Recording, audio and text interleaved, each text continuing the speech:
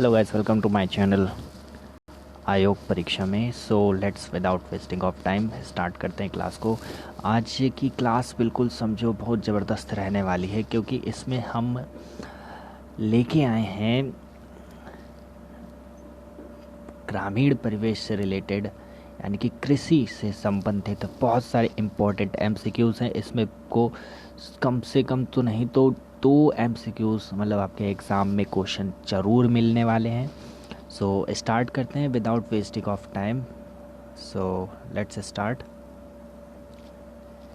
तो देखिए पहला क्वेश्चन क्या कह रहा है कि चुप मार के देखिए वीडियो को और अंत तक बने रहिए, बहुत ही इम्पोर्टेंट रहने वाली है क्लास ये। तो देखिए, agriculture economics and policy research कहाँ पर अवस्थित है, यानी कि national centre for agriculture economics and policy research कहाँ अवस्थित है। तो ये कहाँ पर है, अपना नई दिल्ली में है, ठीक है। और भारत में फसल बीमा योजना का शुभारंभ कब हुआ था, तो ये 1985 में हुआ था। व्यापक फसल बीमा योजना के स्थान पर राष्ट्रीय कृषि बीमा योजना लागू की गई। दैट मीन्स देखो, फिर से देखो, यानी कि व्यापक फसल बीमा योजना इसके स्थान पर लाई गई है ना, स्थान पर राष्ट्रीय कृषि बीमा योजना लागू की गई। तो 1999 में कब करी गई, 1999 में 1999 में करी गई है। तो उत्तर प्रदेश में किसान वही योजना कब लागू करी गई, तो 1992 में लागू करी गई, ठीक है। तो कब करी गई, 1992 में, यानी 1992 में करी गई। उत्तर प्रदेश में सर्वाधिक प्रतिशत कर्मचारी नियोजित हैं किस में होंगे, तो कहाँ होंगे, कृषि क्षेत्र में होंगे, ठीक है। कहाँ होंगे, कृषि क्षेत्र में।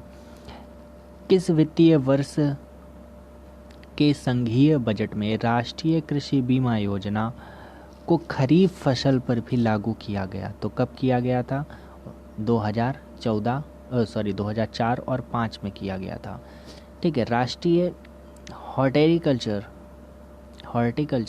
मिशन, पहली बात तो हॉर्टिकल्चर किससे संबंधित है, तो किससे संबंधित है, बागवानी से संबंधित है। तो ये पंचवर्षीय योजना में चालू करी गई थी, तो ये 10वीं पंचवर्षीय योजना में इसका शुभारंभ किया गया था। किसका किया गया था, हॉर्टिकल्चर।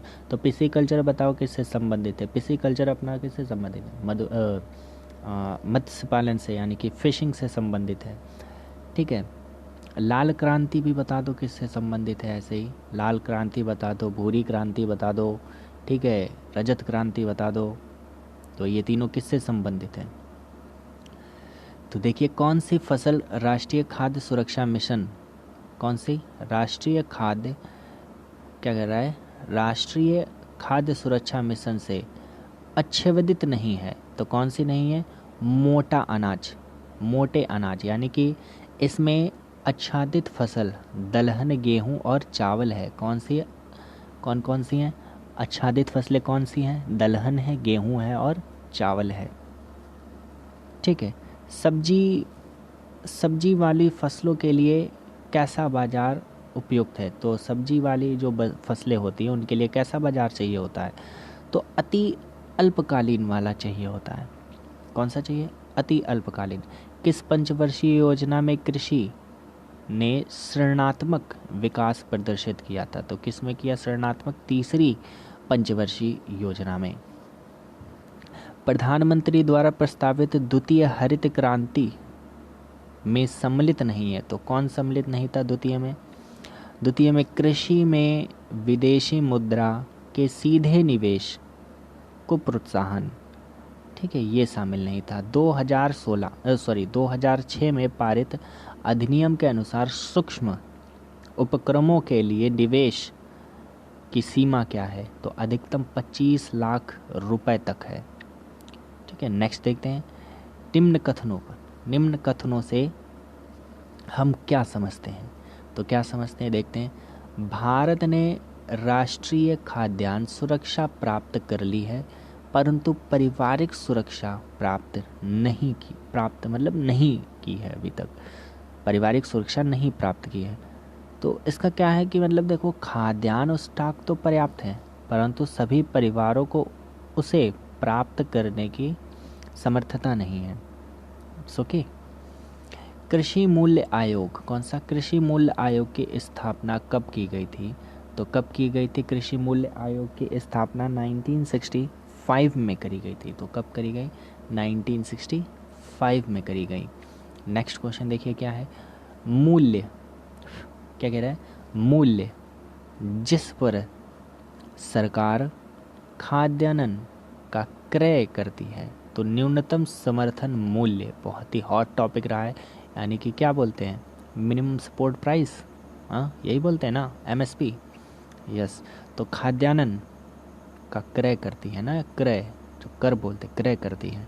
राष्ट्रीय कृषि तकनीकी योजना, राष्ट्रीय कृषि तकनीकी योजना, सॉरी परियोजना, नेशनल एग्रीकल्चर टेक्नोलॉजी, है ना, ऐसे बोल सकते हैं ना, तकनीकी टेक्नोलॉजी प्रोजेक्ट का पोषण भारत में जिस अंतर्राष्ट्रीय वित्तीय अभिकरण द्वारा होता है, तो किसके द्वारा किया जाता है? ये विश्व बैंक के द्वारा किया जा रहा है। विटीकल्चर, जैसा कि बताया था, अभी हमने पूछा था कौन कौन से कल्चर पूछे, हॉर्टिकल्चर आया था अभी, है ना, तो किससे संबंधित था? हॉर्टिकल्चर, बागवानी से। और अब क्या है? विटीकल्चर। विटीकल्चर किससे है? अंगूर का उत्पादन से संबंधित है। 8वीं योजना के अंतर्गत योजना आयोग ने भारत को कितने प्रमुख कृषि जलवायु में विभाजित किया है? तो कितने में किया है? 15 में किया है। भारत में हरित क्रांति का जन्म स्थली है कौन सी है? पंतनगर। तो ये क्वेश्चन अब अति संभवित बिल्कुल मतलब बन जाता है, क्योंकि हरित क्रांति तो बहुत बार पूछा जा रहा है, बहुत बार पूछ चुके हैं एग्जाम में कि हरित क्रांति के जनक कौन है, हरित क्रांति के जनक कौन है। तो लेकिन अब क्वेश्चन बनने की संभावना ये उठती है पंतनगर से। जन्म स्थली कौन सी है? पंतनगर से। भारत में हरित क्रांति कब आरंभ हुई? देखिए है जैसे मतलब इतना फेवरेट क्वेश्चन है ये, कुछ कहने का नहीं। मतलब 2-3 एग्जाम अगर होंगे तो ये क्वेश्चन आपको जरूर रखा मिलेगा हमेशा। देखिए इंदिरा गांधी, ठीक है, इंदिरा गांधी के समय पे हुआ था ना, और किस हैं? MS स्वामीनाथन और सुब्रमण्यम, ठीक है, इनके हुआ था इनके टाइम पे। और देखो हरित क्रांति से सर्वाधिक लाभ, ये क्वेश्चन बिल्कुल समझो, बहुत बड़ा क्वेश्चन है। तो क्या है? हरित क्रांति से लाभ, हरित क्रांति से लाभान्वित कौन सा राज्य हुआ था? तो पंजाब, हरियाणा और पश्चिमी उत्तर प्रदेश। और इसमें यह भी क्वेश्चन बन सकता है अब कि इससे हरित क्रांति से सर्वाधिक किस फसल पर प्रभाव पड़ा था? प्रभाव जैसे कि कौन सी फसल ज़्यादा उपजाऊ हुई, मतलब उगाई गई थी, तो कौन सी फसल हुई थी? तो हुई थी, किसकी हुई थी? गेहूं की फसल ज़्यादा हुई थी, पैदावार गेहूं का हुआ था। नेक्स्ट देखिए, कृषि करने की प्रक्रिया जो पर्यावरण संरक्षण में सहायक है, तो कौन सी होती है? जैविक खेती होती, ऑर्गेनिक खेती, ठीक है। नेक्स्ट क्या कह रहा है? NAFED, क्या कह रहा है? NAFE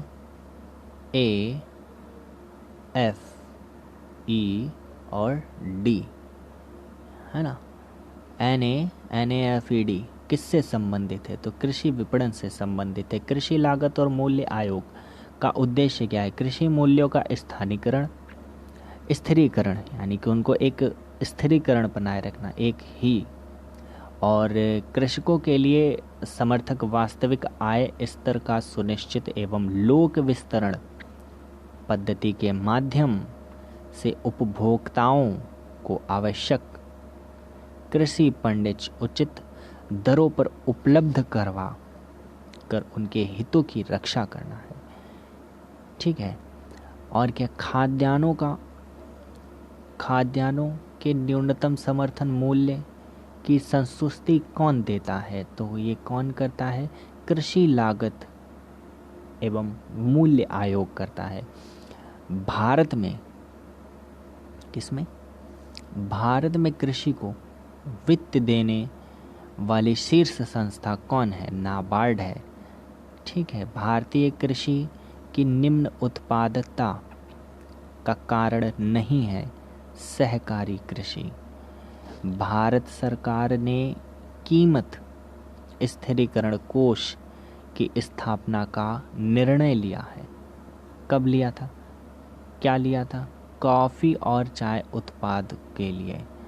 कॉफ़ी और चाय उत्पादों के लिए।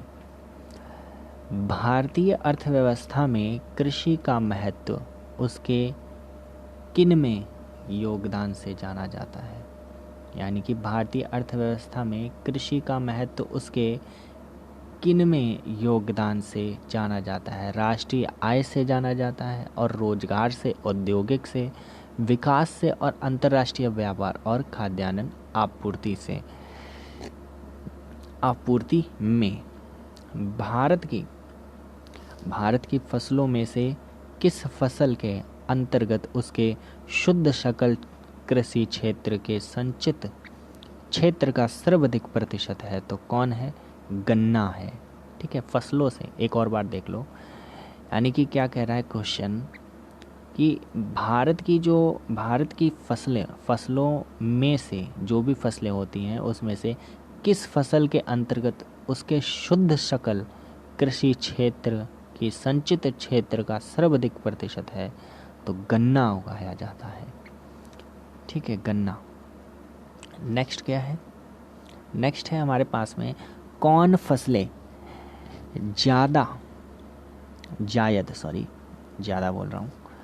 कौन फसलें जायद की मुख्य संचित क्षेत्र में उगाई जाती हैं? कौन सी उगाई जाती हैं? मूंग और उड़द उगाई जाती है। भारत में कृषि को समझा जा सकता है जीविकोपार्जन का साधन।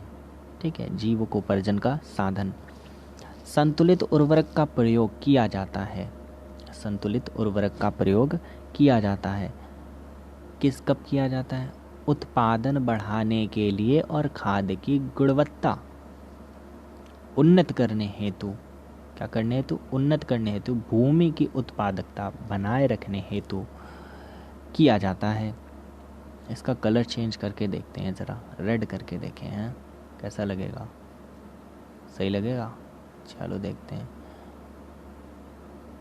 देखें, केरल तट। ओ नॉट गुड, चेंज कर लेते हैं यार, वही रखते हैं लाइट कलर, यही रखते हैं भाई, हल्का सा डार्क कर लेते हैं। देखें, केरल तट। ओके, ये परफेक्ट है। केरल तट तमिलनाडु। कौन सा तट? केरल का तट, तमिलनाडु का तट, तेलंगाना एवं विदर्भ में जो दक्षिण भारत में उच्च कृषि उत्पादन का क्षेत्र कौन सा है? तो तमिलनाडु क्षेत्र है। भारत में ठेकेदारी कृषि को लागू करने में अग्रिम राज्य कौन सा है? तो पंजाब है।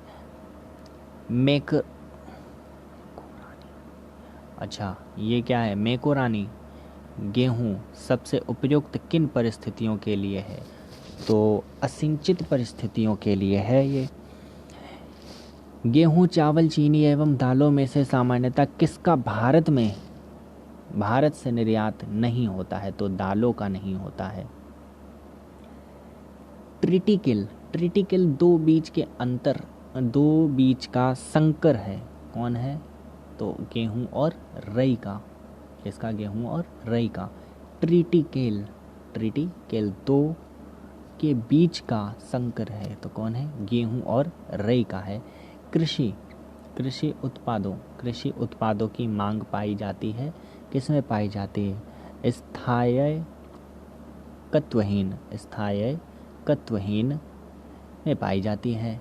ब्लास्ट, टिक्का, डस्ट और रस्ट में से कौन सा एक गेहूं की फसल का रोग है? तो कौन है? रस्ट, गेहूं की फसल का रोग है ये। ठीक है, नेक्स्ट क्वेश्चन देखते हैं। नेक्स्ट क्वेश्चन क्या है, पूछा जा सकता है, कल्याण सेना किस्म है, किसकी एक किस्म है कल्याण सेना। ठीक है, तो कल्याण सेना किसकी एक है, कल्याण सेना गेहूं की है। भारत में कौन सा राज्य चावल का सबसे बड़ा उत्पादक है, तो पश्चिम बंगाल है। ठीक है, मसूर, अलसी, सरसों एवं सोयाबीन में से कौन सी खरीफ की फसल है, तो कौन सी खरीफ की फसल, सोयाबीन है फसल। भारतवर्ष में चावल की खेती उन क्षेत्रों में होती है जहां वार्षिक वर्षा कितनी होती है, 100 सेंटीमीटर से अधिक होती है। भारत में चावल की खेती के अंतर्गत सर्वाधिक क्षेत्र पाया जाता है, कहाँ पाया जाता है, उत्तर प्रदेश में पाया जाता है। कपास के रेशे प्राप्त होते हैं, बीज से प्राप्त होते हैं। भारत का शक्कर प्याला किसको कहते हैं, उत्तर प्रदेश को कहते हैं। ये मे बी दैट पूछा जा सके, ऐसे ये नहीं पूछेगा क्योंकि एक कॉमन सेंस भी लगा के ना कर सकते हैं इस क्वेश्चन को, इतना इजी तो नहीं पूछने वाले हैं, लेकिन फिर भी उत्तर प्रदेश का एग्ज़ाम में पूछ सकता है।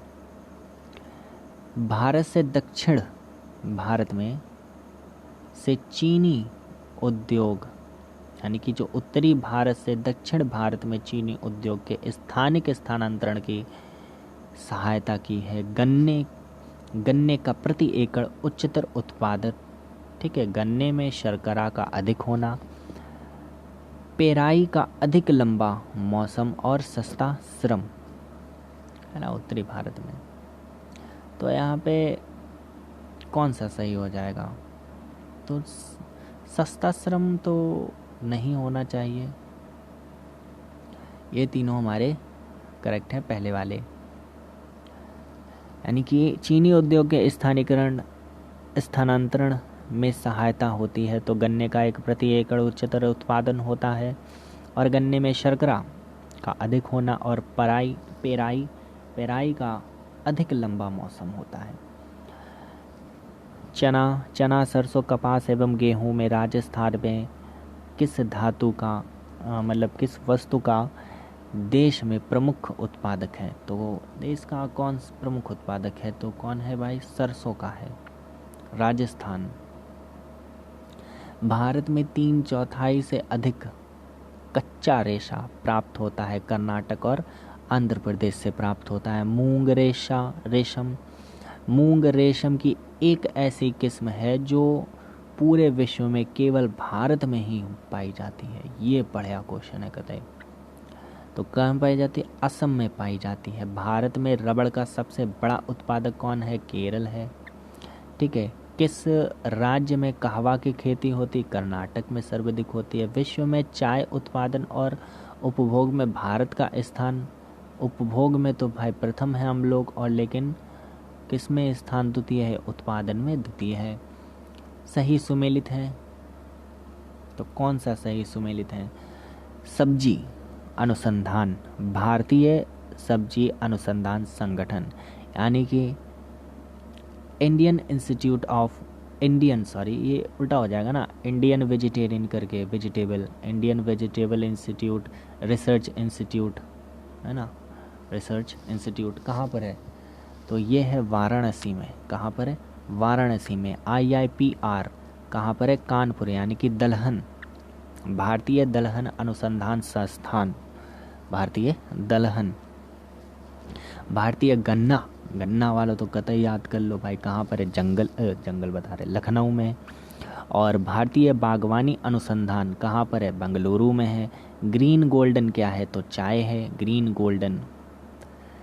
ऐसी शब्दावली वाले क्वेश्चन पूछे सकते हैं, यानी कि ग्रीन गोल्डन डाल दे, क्या है, चाय है, और उसी ऑप्शन में चाय के साथ में एक और ऑप्शन लगा दे। ऑप्शन कौन सा लगा दे, बांस जिसे बोलते हैं, बांस भी लगा दे। ठीक है, बांस यानी कि बैम्बू। तो क्या लगा के आएंगे सब लोग, ग्रीन गोल्डन बांस।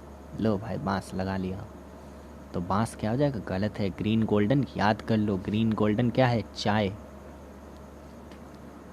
ग्रीन गोल्डन क्या है, चाय। चेना, फेजेंडा और झूमिंग एवं मिलियन में से मिल्पा एवं मिल्पा में से कौन एक चलवासी कृषि नहीं है? कौन सी चलवासी नहीं है ना? तो फेजेंडा नहीं है, ठीक है। झूम खेती और चेना ये तो पता ही होगा, झूम खेती के बारे में तो पता ही होगा, बाकी दो के बारे में ना मालूम हो। कौन सी आम की किस्म दशहरी नीलम, कौन सी है? नीलम के क्रॉस से विकसित की गई है ना? तो किससे करी गई है? आम्रपाली विकसित करी गई है। भारत का वह राज्य जो अनाज उत्पादन में अधिकतम अंशदान करता है, तो उत्तर प्रदेश करता है अपना। भारत का प्रकार कह रहा हूँ, फसल का प्रकार जिसमें हवा से नत्रजन संचित करने की क्षमता होती है, वो कौन सी होती है?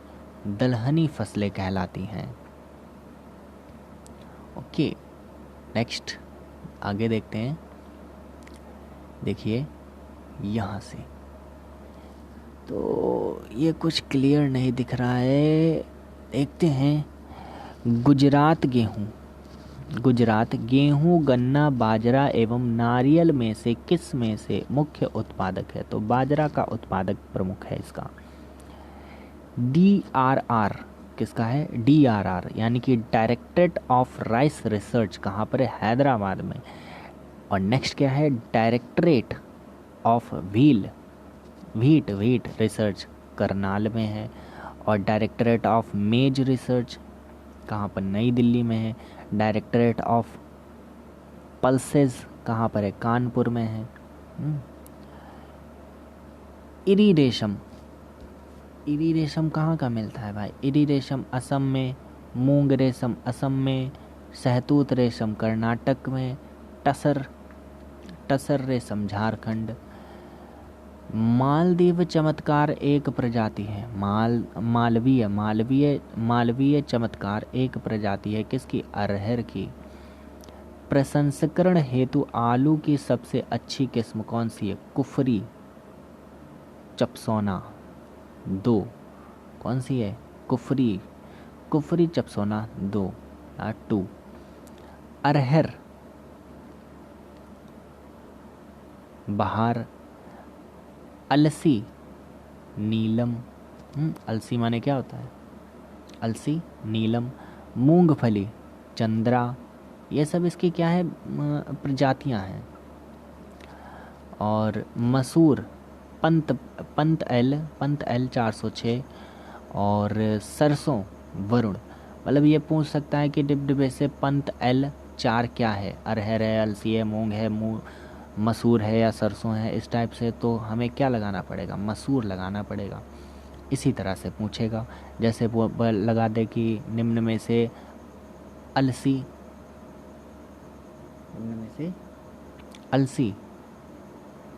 की एक प्रजाति है, तो नीलम लगाना पड़ेगा, है ना। तो आगे देखते हैं। ललित किसकी है किस्म? ललित तो याद कर लो, बिल्कुल अमरूद की है। और निर्यात हेतु आम की पसंदीदा प्रजाति अल्फांचो है। भारत में प्रथम कृषि विश्वविद्यालय की स्थापना पंतनगर तत्कालिक जो कोई उत्तर प्रदेश में है ना, उत्तर प्रदेश में था तो समय, और लेकिन अभी कहाँ पर है? उत्तराखंड में है। केंद्रीय खाद्य तकनीकी अनुसंधान संस्थान कहाँ स्थित है? मैसूर में स्थित है। हैंड बुक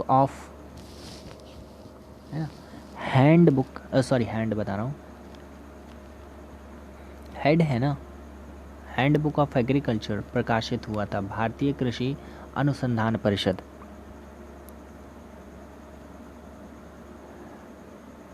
में हुआ था। भारत में विकसित प्रथम बौनी धान की किस्म कौन सी थी? जया थी। कौन सी थी? जया बौनी। भारत में जूट उद्योग केंद्रित है पश्चिम बंगाल में। अरहर का जन्म स्थान भारतवर्ष है। लौंग खेती होती है केरल में। ठीक है। भारत में तंबाकू सबसे बड़ा उत्पादक गुजरात और आंध्र प्रदेश है। ठीक है। कौन फसलें अधिकांशतः निर्वाह मूलक कृषि के अंतर्गत पैदा की जाती हैं? तो कौन सी करी जाती है? मोटा अनाज तथा चावल करी जाती हैं। और धान, बरसीम, गेहूँ, मूंगफली की फसलों में से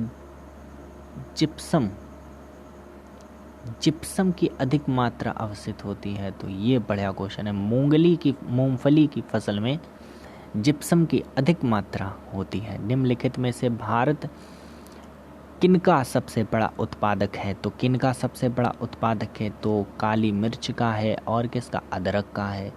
ठीक है। तो अंत तक बने रहिएगा, अभी और भी इसमें से आपको मिलने वाले हैं। अब इतना कंटेंट देख के पता चल गया होगा कि क्वेश्चन मिलते हैं। ठीक है। टेस्ट सीरीज जो भी दे रहा होगा तो उसको पता होगा डेफिनेटली क्वेश्चन वहाँ से 1-2 इनको देखने को मिले होंगे। और टेस्ट सीरीज कितनी 5 हो चुकी हैं। ठीक है। 5 हो चुकी हैं, फ्री है, पूरी देख सकते हैं और प्रीवियस शेयर कर सकते हैं। लाइक कर देना चैनल को। ठीक है। वीडियो को लाइक कर देना, शेयर कर देना। कथन क्या है? भारत में दालों की कमी है परंतु प्रोटीन की नहीं। ये क्या बात हुई भाई? ठीक है। प्रोटीन की तो कमी नहीं होती है दालों में। दालों की मांग की वरीयता है। बिल्कुल सही बात है। नेक्स्ट देखते हैं। क्लियर भी हुआ है। भारत की श्वेत क्रांति का जनक डॉक्टर वर्गीज कुरियन। श्वेत क्रांति यानी कि वाइट रेवोल्यूशन। ओके। जयापदा कृष्णा किस अनाज की उत्पत्ति किस्म है? तो धान की है। एक फसली कृषि विशेषता है। व्यापारिक अन्न कृषि की। कौन सा मसाला भारत के काला सोना के रूप में जाना जाता है? तो काली मिर्च को जाना जाता है। स्टॉक फार्मिंग कौन होती है? पशुओं का प्रजनन होता है। दलहनी फसलों का मुख्य उत्पादक एवं उपभोक्ता है कौन है? भारत है। कौशल किस फसल की उत्पत्ति प्रजाति है? तो मूंगफली की है। शक्तिमान 1 और शक्तिमान 2 आनुवांशिक परिवर्तन फसल है। किसकी है? मक्का की। पूसा सुगंधा 5 किसकी है? धान की है। कृषि में युग्म पैदावार आशय है। कैसा है? विभिन्न मौसमों पर 2 फसलें यानी कि युग्म पैदावार होती है। पंजाब, हरियाणा, उत्तर प्रदेश एवं सिक्किम में से किस एक को छोड़कर सभी में कृषि भूमि का प्रतिशत काफ़ी अधिक है? तो किस में है? सिक्किम में बहुत ही ज़्यादा है। धारणीय कृषि का अर्थ क्या होता है? भूमि का इस प्रकार प्रयोग कि उसकी गुणवत्ता का अनुसरण बनी रहे। Okay. Central food technology research institute कहाँ स्थित है? तो कहाँ पर स्थित है? मैसूर में स्थित है। राष्ट्रीय बागवानी यानी बोर्ड परिषद कहाँ स्थित, कब स्थित स्थापना हुई थी इसकी? तो वर्ष 1984 में हुई थी। नॉर्मन अर्नेस्ट बोरलॉन्ग जो भारत में हरित क्रांति के जनक माने जाते हैं वह किस देश से थे? संयुक्त राज्य अमेरिका से। हरित क्रांति का अभिप्राय क्या था? उच्च उत्पाद करना ना, उत्पादक और वैरायटी प्रोग्राम, ये इसका अभिप्राय था। हरित क्रांति में प्रयुक्त मुख्य पादप सफल कौन से थे? ये देखो आया क्वेश्चन। मैक्सिकन गेहूँ। भारत के राज्यों में से किसने हरित गृह कृषि यानी कि ग्रीन हाउस फार्मिंग का प्रारंभ हुआ? कहाँ से हुआ? पंजाब से हुआ। इंद्रधनुषीय क्रांति का संबंध किससे? हरित क्रांति से, श्वेत क्रांति, नीली क्रांति से है। फसलोत्पादन में नत्रजन उपयोग क्षमता की वृद्धि की जा सकती है। उर्वरक की मात्रा के बार बार प्रयोग द्वारा नत्रजन, अवरोध के प्रयोग द्वारा एवं नत्रजन धीरे छोड़ने, नत्रजन है ना, धीरे छोड़ने वाला उर्वरकों के प्रयोग द्वारा। भारतीय चावल शोध संस्थान कहाँ पर है? कटक में है। रबी फसल की बुआई कब होती है? अक्टूबर नवंबर में होती है। सामान्य फसलें उगाने के लिए उर्वर भूमि का पीएच मान कितना होना चाहिए? तो 6 से 7 होना चाहिए। गेहूं की अच्छी खेती के लिए कौन सा पारिस्थितिक समुच्चय आवश्यक है? कौन सा है? मध्यम ताप और मध्यम वर्षा। ठीक है। किस समूह की फसलें नगदी हैं? यानी कि कौन सी फसलें हो सकती हैं? कपास हो सकती है, गन्ना, केला, जूट, ये सभी कैसी हैं? हमारी नगदी फसलें हैं।